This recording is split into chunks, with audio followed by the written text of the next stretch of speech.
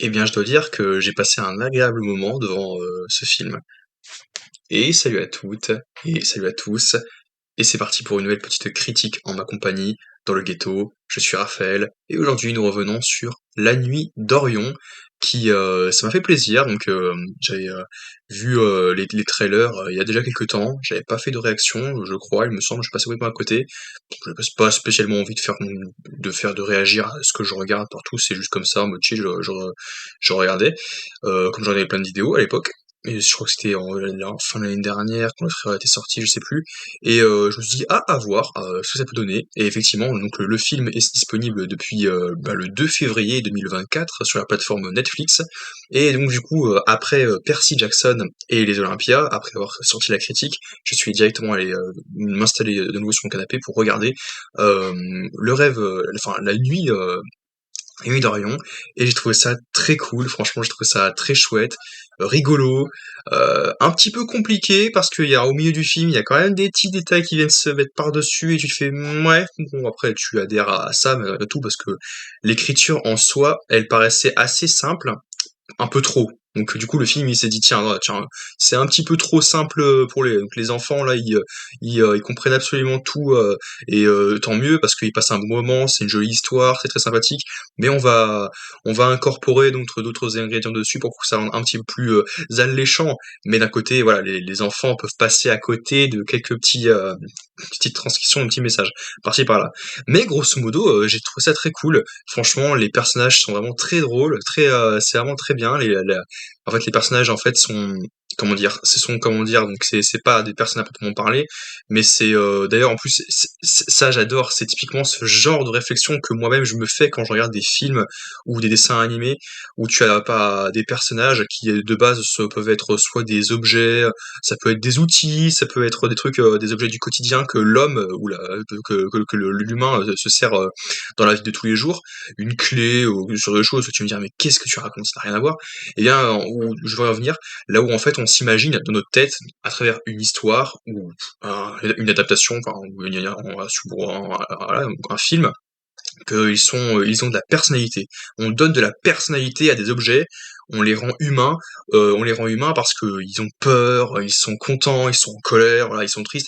Donc, on leur donne, de la personnalité, des émotions, et du coup ça injecte de l'émotion aux spectateurs parce qu'ils se mettent à leur place. Et en même temps, tu devrais te dire: «Mais pourquoi tu n'as pas à te mettre à la place de ces objets? Ce ne sont pas des humains comme toi et moi, ils ne ressentent rien». Bref, toujours est-il que évidemment, ça parle de quoi? Ça parle simplement donc d'abord d'Orion, le garçon Orion, mais qui va faire la connaissance donc, de plein de comment dire? Et ça je trouve pas le terme, mais de plein de personnages assez rigolos, qui, donc sont des personnages, des personnalités donc de la nuit en fait. Toutes les cara tous les phénomènes nocturne ou comment dire? Ce qui se passe, à la tombée de la nuit, après le crépuscule, et bien forcément bien, il y a les rêves donc, quand on va se coucher donc, il y a beaucoup d'éléments assez importants qui sont très, très importants au cours de la nuit, donc, qui sont personnifiés. C'est-à-dire que ce sont des personnages qui prennent vie, avec des yeux, voilà, il y a une manière de penser et qui, ont tous un rôle à jouer, au cours de la nuit. Parce que pendant la nuit, il se passe beaucoup trop de choses, on laisse le cer recharger les batteries, le cerveau il travaille un petit peu plus pour, me permettre, ouais, de recharger les batteries comme je vous l'ai dit, pour se préparer à se reposer. Voilà. Et on va rencontrer un certain nombre de personnages assez cool, assez très drôles, ils sont tous très colorés et je les ai beaucoup aimés. Évidemment aussi, le personnage donc de Noir qui représente l'obscurité, la pénombre, donc une ombre, parce que l'ombre noire dans la nuit, parce que Orion a peur d'énormément de choses et il a sa petite bête noire qui vient le saluer, sa bête noire, justement c'est noir, sa bête noire. C'est l'obscurité, la nuit, enfin si je puis dire, qui a son rôle à jouer parce qu'effectivement, sans nuit, bah, c'est notre vie, elle serait radicalement différente. On ne pourrait pas avoir ce sentiment de: «Ah tiens, le soleil se couche, la nuit tombe, c'est le crépuscule». Notre vie aurait été radicalement différente sans obscurité, sans nuit.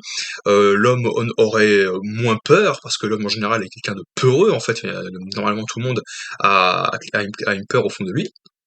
et c'était un personnage assez, rigolo en fait. On a fait un personnage vraiment très drôle, assez comique du personnage de Noir. C'est pas comme, c'est pas comme par exemple Pitch Black dans Les Cinq Légendes. C'est pas le méchant qui dit: «Oh je me nourris, oh je me délecte de vos peurs, oh oui, allez-y, criez, cachez-vous sous vos draps, mon Dieu je ne veux pas voir ça, s'il te plaît maman, papa, regardez la lumière et tout».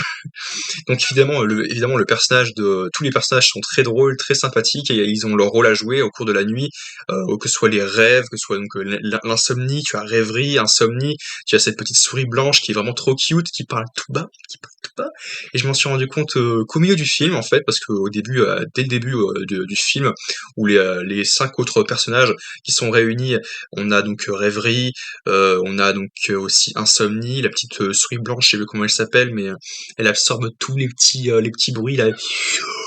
Et au contraire, il y en a d'autres qui provoquent une espèce d'autre personnalité qui donne des bruits dans la nuit, ce qui fait que ça nous est tous arrivé au cours de la nuit. Parfois, on entend des bruits, on entend que ce soit notre armoire ou que ce soit dehors, la poubelle comme si tu avais l'impression qu'il y a quelque chose qui avait heurté la poubelle et que ça fait du bruit. Qu'est-ce que c'est que ça? On va jeter un œil, ça me fait peur. Je pourrais pas dormir sur mes deux oreilles tant que je ne saurais pas ce que c'est. Donc je vais vraiment voir ce qu'il y a là-dedans. Donc, voilà. Donc ils ont leur boulot, ils ont leur petit travail.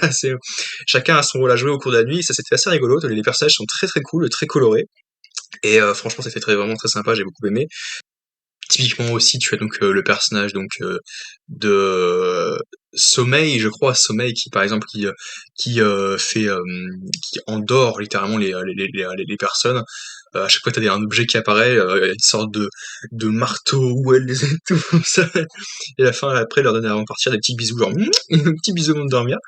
Et t'as aussi donc ouais, t'as quoi? T'as Rêverie qui fait les rêves, qui est assez drôle aussi. T'as ceux qui fait les bruits, qui agite un petit peu la nuit, qui anime un petit peu la nuit des gens avant d'aller se coucher ou qui les réveille tout subitement. C'était quoi ce bruit? T'as la petite souris qui était trop mignonne aussi. Et tu as donc aussi donc Insomnie qui va murmurer à l'oreille de quelqu'un, genre quelqu'un qui est soit anxieux ou un petit peu, comment dire, high, bah oui, anxieux ou qui a qui a une prise de conscience, qui va lui dire ah tiens attention, c'est assez drôle. Le personnage aussi de Lumière, donc qui est bah, la lumière du jour qui arrive, est très très sympathique et franchement le visage d'Orlon, d'Orion qui apprend à se fait des amis hein, évidemment qui se sont pas vraiment de véritables personnages mais malgré tout c'est une sorte de petite aventure assez sympathique. Donc, des petits spoils un peu quand un petit peu spoilé parce que je vais un petit peu développer ce que j'ai dit en début de vidéo lors des premières minutes. Quand je disais que l'histoire était un petit peu compliquée à suivre, je faisais tout simplement référence au fait que le film soit interrompu, je crois que c'était au bout de 15-20 minutes. Là, on entend une voix d'une fille qui dit: «Mais attends, mais papa, qu'est-ce qui se passe? C'est pas logique l'histoire, tu disais que le personnage d'Orion avait connaissance bref.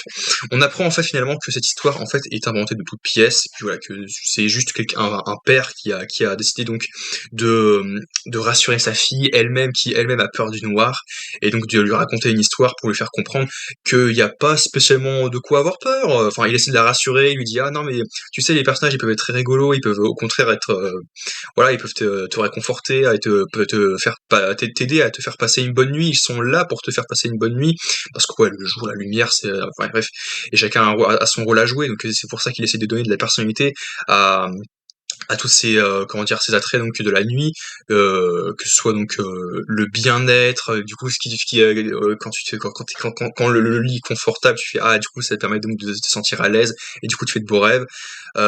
Aussi la conscience, le fait voilà il y a plein de choses qui sont il fait comprendre ça à sa fille donc Orion qui raconte enfin, ou un personnage qui raconte l'histoire à sa fille qui lui dit tiens oui mais voilà comment dire tu as d'autres tu as des bruits parfois tu entends des bruits parasites la nuit bah ça peut être sympathique aussi ça peut être drôle parce que voilà ça crée une atmosphère qui est nécessaire parce que voilà c'est la nuit toute tranquille où il y a pas un bruit aussi on n'entend pas une bouche voler ça peut être un petit peu voilà ennuyeux. Bref mais voilà et puis la petite souris aussi qui est parfois on voit les sous-titres et on entend ce qu'elle dit, c'était assez rigolo. Mais l'histoire est assez compliquée. Au milieu du film, le rythme chute un petit peu parce que moi je me suis fait la réflexion au bout de 10-15 minutes de film, je me suis dit, enfin tout de suite après, je me suis dit, mais attends, mais pendant tout le film, ça va être genre Orion qui va parce qu'en fait, le but du film, c'est genre Noir, l'ombre, qui lui dit: «Ah, mais je te mets au défi que quand je te ramènerai chez toi, avant, pour pouvoir dormir les autres nuits, tu n'auras plus peur de moi et tu n'auras plus peur de nous parce que enfin, tu n'auras plus peur du noir et tu pourras dormir tranquillement, sans la lumière, tu seras très cool, tu feras faire de beaux rêves et tout». Et au final, tu me remercieras, on est un copain et tout, ça sera sympathique. Allez, je te mets au défi, je te ferai vivre une superbe aventure. Regarde, la nuit, c'est cool. Il y a des choses qui brillent dans le noir, les lucioles, donc parfois ça a ses bons côtés quand même. Je suis très important sur cette terre, parce que sans obscurité, sans noir, la vie serait un peu moins triste, mais en même temps, elle le serait quand même, parce que voilà quoi. À quoi bon se réjouir de voir de la lumière, un peu de chaleur et tout, s'il n'y a pas un peu de, de la pénombre, le noir et tout. Voilà, ça a son utilité, c'est cool et c'est fun et je trouve ça très bien amené, très bien expliqué, très bien développé. Les personnages sont très cool, franchement j'ai vraiment adoré, mais un petit peu compliqué parce qu'encore une fois, comme c'est une histoire que c'est qu'un père improvise, parce qu'on voit qu'il improvise, il dit: «Ah oui mince, j'ai plus d'idée». T'as pas une idée toi pour, et au final, bah, ils vont se promener et puis là, ils vont à la pénombre: «Eh mais je croyais que t'avais convaincu cette peur du noir et que noir t'avais un petit peu soigné, que tu n'avais plus peur de lui et de tout ce qu'il représente quoi, à travers l'obscurité et cetera, tu n'as plus peur de ça. Tu as dépassé tout ça depuis longtemps et puis en plus t'es devenu un homme, un père de famille». Voilà, t'as tout ça qui la transmission donc des savoirs, des connaissances, et enfin des connaissances quoi. Bref, c'est des trucs assez anodins, banal quoi, que tout le monde y passe par là. Et tout le monde ne revient pas forcément dessus pour ensuite en parler vite fait à chaque fois au moment de se coucher. Mais oui, c'est compliqué, encore une fois, je vais terminer là-dessus, c'est que, à chaque fois, il décider de continuer à écrire l'histoire parce que, il se dit la fille, elle lui dit: «Mais attends, mais l'histoire ne peut pas se finir comme ça», comment dire? Parce que, à chaque fois, il faut toujours apporter, un nouvel élément pour pouvoir, développer l'histoire parce que, c'est assez compliqué, malgré tout. Et puis à la fin c'est assez osé parce que ça t'es un peu perdu, tu fais: «Ouh mais il se passe beaucoup trop de choses». OK, on a eu le temps de nous présenter, de développer les personnages qui a chacun son rôle à jouer au cours de la nuit et puis après tu as justement la lumière avec ses lunettes de soleil qui fait: «Ah aujourd'hui, il fera 24 degrés le soleil, vous pourrez, ça va être trop bien, c'est bonne journée à vous tous avec le sourire». C'était, ma conclusion, en gros, bah, c'était assez satisfaisant. J'ai passé un très bon moment devant ce dessin animé, ce court métrage. C'est vraiment très très cool. C'était de DreamWorks évidemment, donc qui ne sort pas en salle parce que ouais, il est sorti directement sur Netflix. Je sais pas, parce que DreamWorks fait des films sur. Je crois que c'est peut-être pas le premier, je sais pas du tout. En tout cas, j'en ai jamais vu des films de DreamWorks qui sont sortis directement sur Netflix. Mais voilà, grosso modo, ça m'a donné le sourire à plein moment du film où j'ai souri spontanément comme ça.